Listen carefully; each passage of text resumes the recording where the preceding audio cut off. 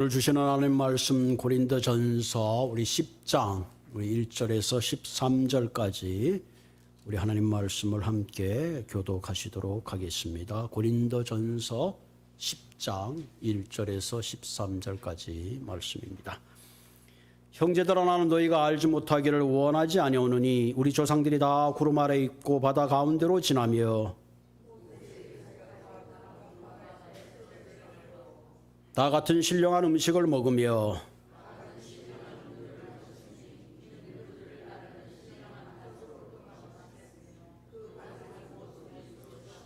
그러나 그들의 다수를 하나님이 기뻐하지 아니하셨으므로 그들이 광야에서 멸망을 받았느니라.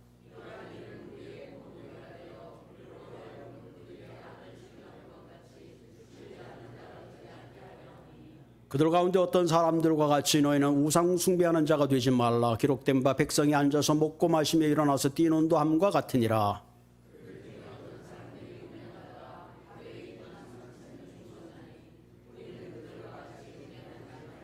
그들 가운데 어떤 사람이 주를 시험하다가 뱀에게 멸망하였으니 우리는 그들과 같이 시험하지 말자.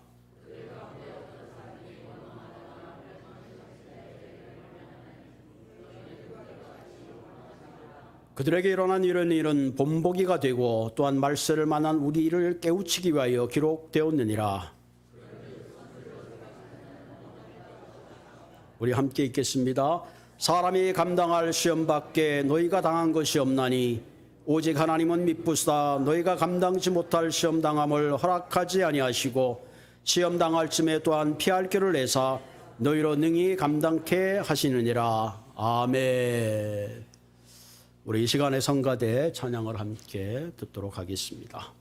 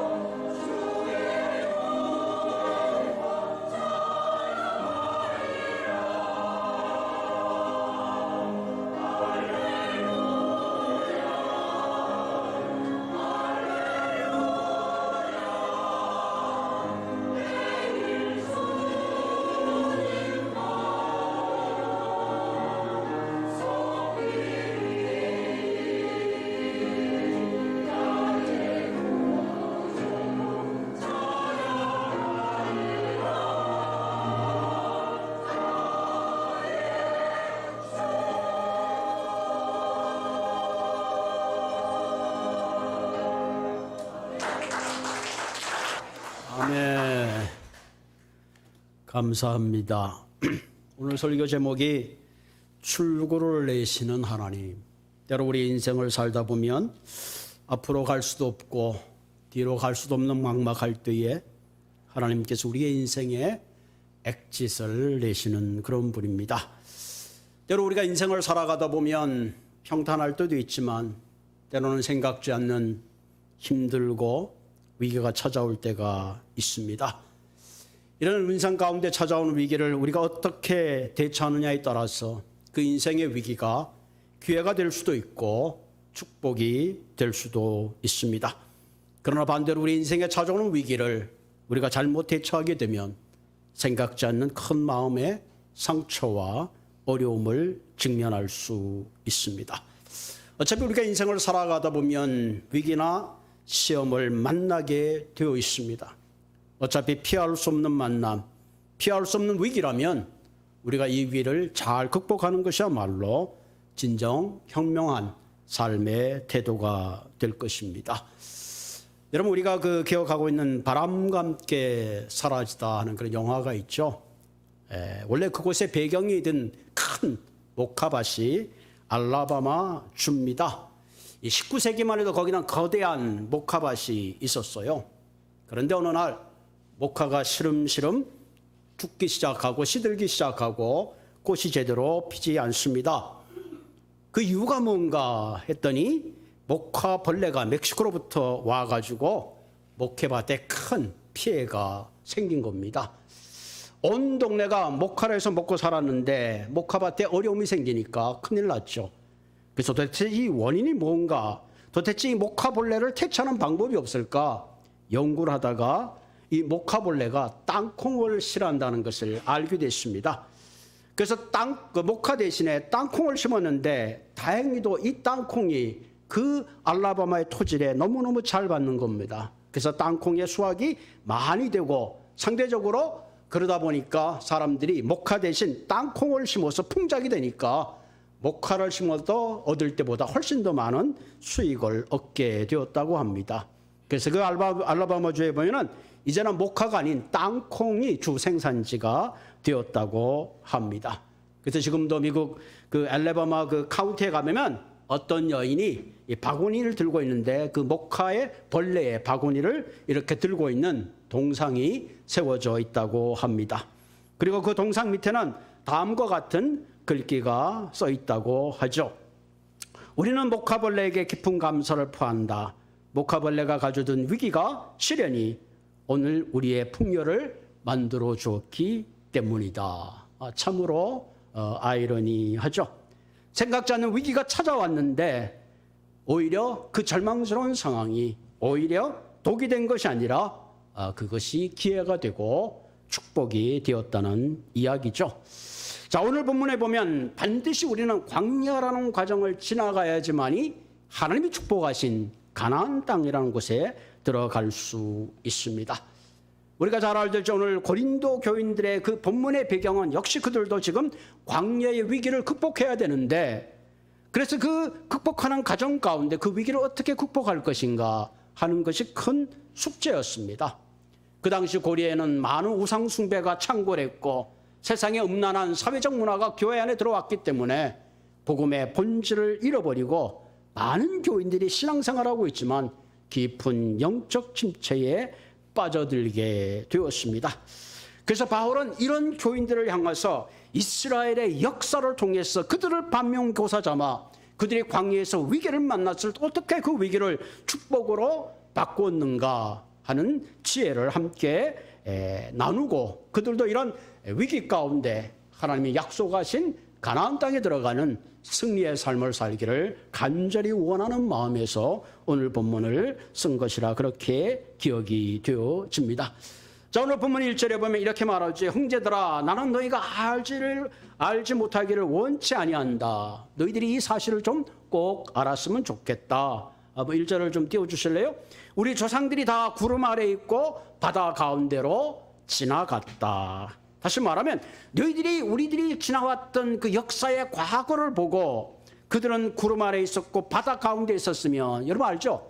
하나님께서 그들을 구름 기둥과 불 기둥으로 인도했다. 이 구름이라는 것은 단순한 구름이 아니라 하나님이 그들 가운데 임재했던 경험을 말하는 거죠. 또한 뭐라 그러죠? 바다 가운데로 지났다. 한마디로 이스라엘 백성들이 홍해의 바다 가운데를 지났다 하는 거죠. 한마디로 이스라엘 백성은 하나님이 그들로부터 출애굽하게 하시고 그들을 광야로 인도하시고 그들이 가나안까지 인도하게 하는 그런 역사적인 배경을 가지고 있고 하나님의 인도하심을 받은 특별한 선택된 민족인 것을 보게 되죠.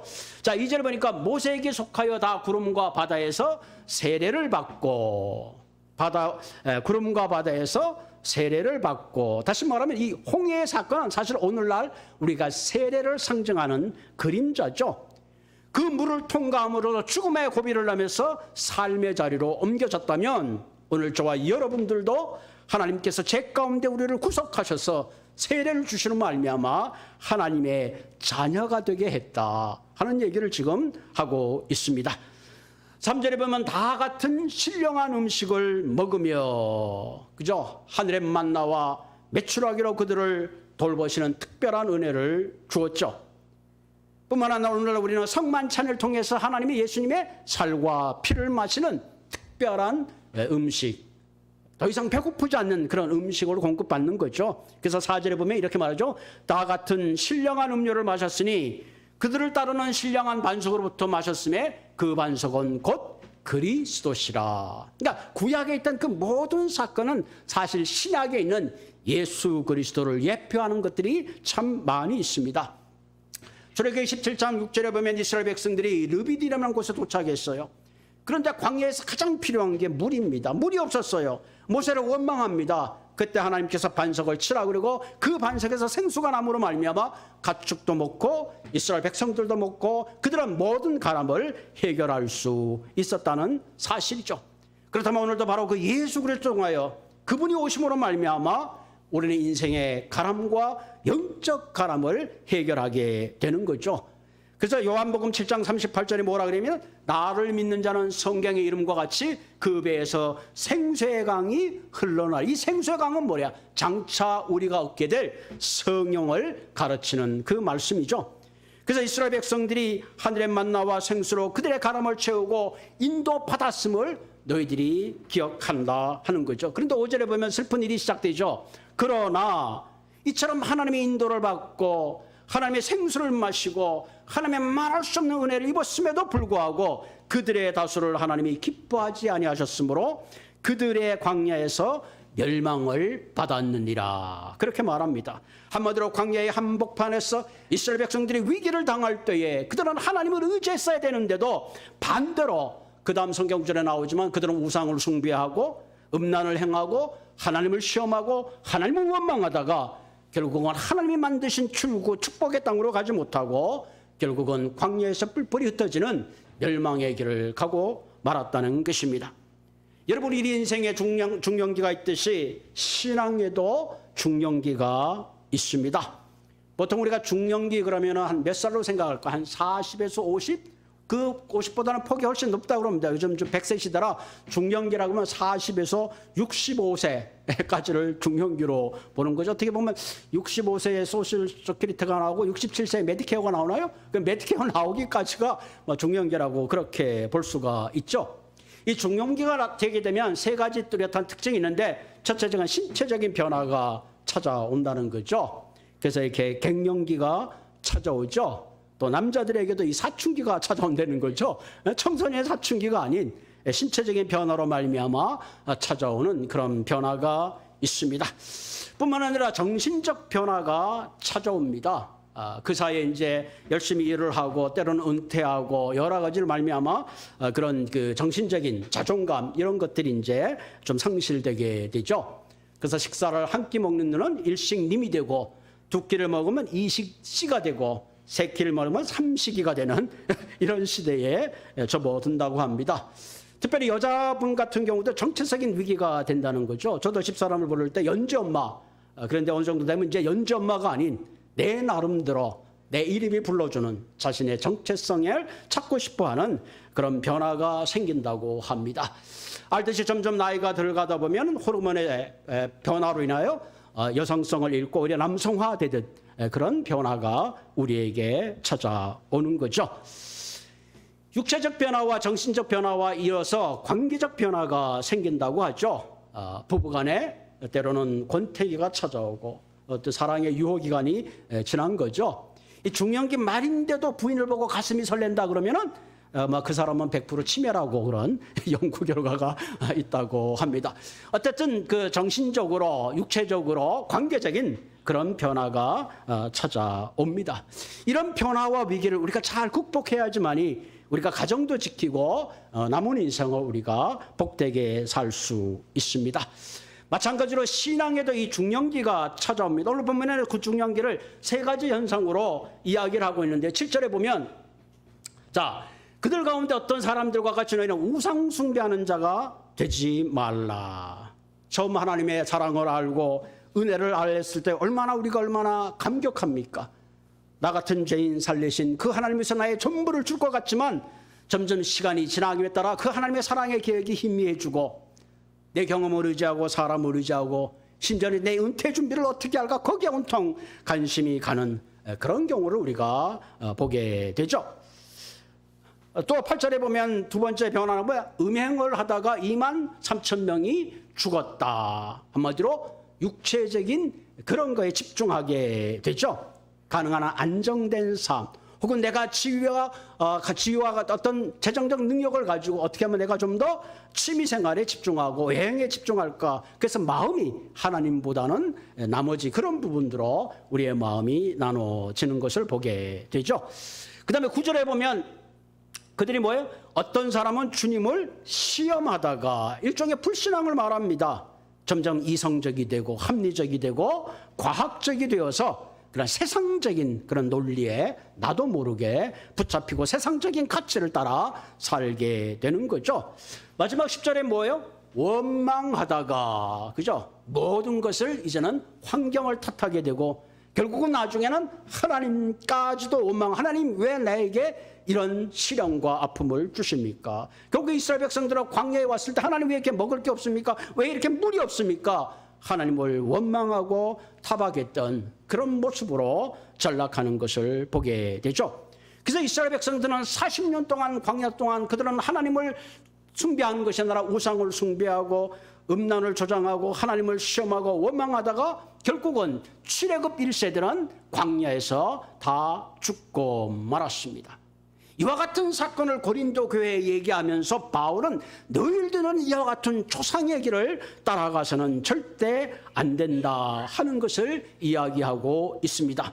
그래서 11절에 보면 있죠. 그들에게 일어난 이러한 일은 본보기가 되고 또한 말세를 만난 우리를 깨우치기 위하여 기록하였다. 우리가 성경이 되게 대단히 중요하죠. 이 과거의 역사를 한다는 것이 엄청 중요합니다. 과거의 역사를 반면교사 삼아 우리는 현재와 미래의 바른 길을 지향할 수 있기 때문에 바울은 고린도 교인들을 향하여 지금 크게 경고하고 있는 것을 우리가 보게 되죠. 우리가 인생의 광야를 살다 보면 때때로 힘들고 어려울 때가 참 많이 있습니다. 이미들한 척박한 환경에 살다 보면 가장 큰 문제가 언어의 장애가 있죠. 때로는 경제적인 어려움이 찾아오기도 합니다. 때로는 생각지 않은 가정의 위기가 찾아옵니다.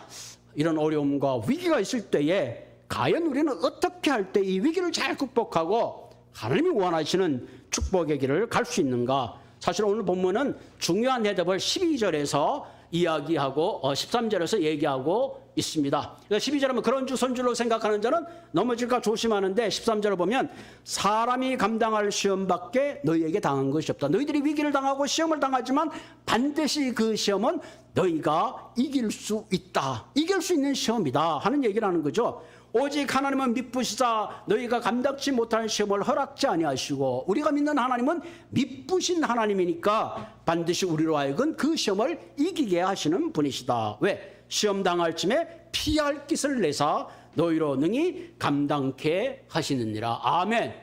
우리가 믿는 하나님은 이런 죽을 것 같고 사방이 막힌 것 같지만 하나님께서는 반드시 길을 내시고 우리로 하여금 능히 감당케 하시는 그런 분이시다 하는 거죠. 그렇기 때문에 우리가 위기를 만났을 때 그것을 극복하는 것은 첫째로 중요한 것은 내게 다가온 시험의 성격이 뭔가. 시험의 특징을 잘 파악하는 게 참 중요하죠. 우리가 학교를 다닐 때도 선생님이 시험을 낼 때 그 선생님이 어떤 성향의 분인가, 어떤 시험을 낼 것인가, 그것을 잘 붙잡고 공부하는 사람이 좋은 성적을 낼 수 있듯이 내게 찾아오는 시험을 우리가 잘 분석하고 그 특징을 파악하는 것이 굉장히 중요합니다. 오늘 본문에 보면 한마디로 내게 찾아오는 위기, 내게 찾아오는 시험은 내가 극복하지 못하는 시험이 아니라 반드시 극복할 수 있다는 사실입니다. 이런 마음에 확신이 있을 때는 우리가 어떤 시험이 오더라도 그 시험 앞에 굴복하는 것이 아니라 그 시험을 이길 수 있는 용기를 가지고 나아가게 되는 거죠. 여러분, 대표적인 사건이 이스라엘 백성들이 가데스바네아라는 곳에 왔습니다. 자, 이스라엘 백성들은 지금 가나안 땅을 들어가야 되는데, 그래서 모세가 그 가운데 출중한 12명의 리더를 뽑았습니다. 야, 너희들이 우리가 가나안 땅에 들어가기 전에 그 땅을 정탐하고 와라. 12명의 출중한 사람들이 가나안 땅을 두루두루 성을 돌아보고 왔습니다. 자, 12명이 들어와서 모세에게 보고합니다. 그 중에 10명이 말합니다. 모세요, 그 땅은 적과 꿀이 흐르는 땅이 틀림이 없습니다. 그런데 문제가 있습니다. 그 성은 초롱성과 같습니다. 더구나 거기에 있는 사람들이 얼마나 우리가 큰지 우리가 볼 때는 그들은 거대한 거인과 같고 우리는 그들이 볼 때 메뚜기에 불과한 그런 존재입니다. 우리가 가나안 땅에 들어간다는 것은 도저히 불가능합니다. 이런 보고를 듣는 많은 백성들이 정말로 실망하고 절망했습니다. 아, 이제 큰일 났구나. 우리가 어떻게 가나안 땅을 들어갈 수 있겠는가 낙심하고 절망할 때 우리가 잘 알듯이 여호수아와 갈렙은 이렇게 보고합니다. 모세요, 지금 앞에서 말한 이 사람들의 말이 맞습니다. 그들의 성은 굉장합니다. 그들은 우리보다 키가 크고 장대한 백성임에 틀림이 없습니다. 그러나 한 가지 중요한 것은 하나님이 우리와 함께 하시면, 하나님이 약속하신 땅이라면 그들의 성이 초롱성 같고 아무리 그들이 거대한 족속이랄지만 하나님이 우리와 함께 하시면 우리는 능히 이길 수 있습니다. 중요한 얘기를 하죠. 그들은 우리의 밥입니다. 무엇이 이런 큰 차이를 나타냈을까요? 똑같은 환경을 보고 똑같은 시차를 하고 똑같은 성을 보고 똑같은 사람을 봤지만은 그들은 환경을 초월해서 눈에 보이는 현장을 초월해서 하나님이 함께 하시는, 하나님을 볼 수 있는, 하나님의 약속을 믿는 그런 눈이 열려 있었다는 사실입니다. 여러분, 우리가 시험과 위기를 만날 때에 더 중요한 것은 시험과 위기를 보는 것이 아니라 그 시험과 위기보다 전능하신 하나님을 볼 수 있어야 합니다. 현실적 환경만 보면, 그리고 나를 보면 그 시험을 이길 수 없지만 나를 넘어선 하나님을 보게 될 때에 우리는 아무리 절망적인 순간이라 할지라도 오히려 그 위기가 더 작아 보인다는 사실입니다.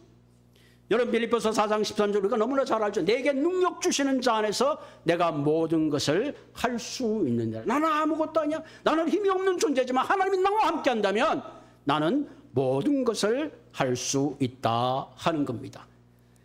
우리 인생에 어려움이 찾아왔을 때, 위기가 찾아올 때 실패하는 가장 중요한 90%의 이유가 그 시험 앞에 포기했기 때문에 그렇다는 거예요. 그러나 우리가 하나님께서 내게 믿음을 주시고 우리가 그 시험을 이기기 위해서 애쓴다면 하나님은 어떤 위기와 어떤 시험이 오든지 반드시 저와 여러분을 위하여 길을 내시고 그 시험을 반드시 이기게 해 주실 줄로 믿습니다. 두 번째 우리가 필요한 거 보면 미쁘신 하나님을 신뢰하는 거예요. 13절에 보면 오직 하나님은 미쁘시다. 이 미쁘시다는 말은 God is faithful하다 하는 거죠. 변함이 없으시다. 항상 그 자리에 있는 그분이시다 하는 그런 의미를 가지고 있습니다. 여러분, 우리가 인생을 살다 보면 우리 가운데 내가 어려움이 찾아오고 위기가 찾아오면 사실 주위에 사람이 많이 있을 것 같지만 오히려 그 사람들이 떠나는 것을 보게 되고 그런 모습 가운데 더 절망 가운데 빠지는 경우를 우리는 종종 보게 됩니다. 그러나 하나님은 그런 분이 아니시다 하는 거죠. 하나님은 우리의 한번 손을 잡으시면 끝까지 놓치지 않는 미쁘신 하나님이시다. 그래서 요한복음 13장 1절에 보면 예수님께서 다음 달이며 자기가 십자가에 잡혀 돌아가는 그 6월절 그날 밤에 이렇게 말합니다. 6월절 전에 예수께서 자기가 세상을 떠나 아버지께 돌아갈 때가 이른 줄 아시고 세상에 있는 자기 사람들을 사랑하시되 끝까지 사랑하시니라. 끝까지 사랑하시니라. 여러분, 이스라엘 백성들이 출애굽기나 이스라엘 백성들의 역사를 보면 아니 하나님이 왜 이들을 이처럼 사랑하시는 걸까 이해가 되지 않아요. 수없이 배반하고 수없이 하나님을 떠나고 도대체 더 이상 우리가 성경을 읽는 우리조차도 참을 수 없는 분노가 생기는데, 그럼에도 불구하고 하나님이 그들을 끝까지 붙잡고 있는 이유가 뭐냐? 하나님은 미쁘시기 때문에 그렇습니다.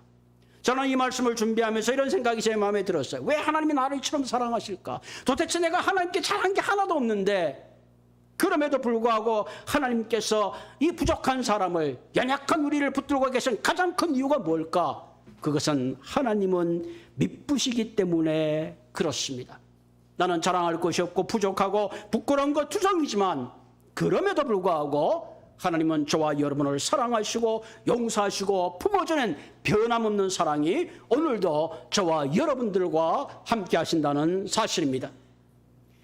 우리의 인생은 앞날을 예측할 수 없습니다. 앞날은 고산하고 당장 5분의 1도 우리는 알 수가 없어요. 그런 의미에서 우리는 우리의 인생을 책임질 수 없습니다. 그러나 우리의 인생의 과거를 아시고 미래를 아시고 좌우를 아시는 그 하나님만이 나를 인도하시고 내 삶 가운데 그분이 도우실 수 있습니다. 그러면 우리는 어떤 환경에 처할 때에 그 환경을 보지 말고 사람을 의지하지 말고 미쁘신 하나님을 바라보아야 합니다. 그 미쁘신 하나님을 바라볼 때에 거기에 인생의 출구가 보이고 거기에 문제의 해결을 보게 된다는 사실입니다.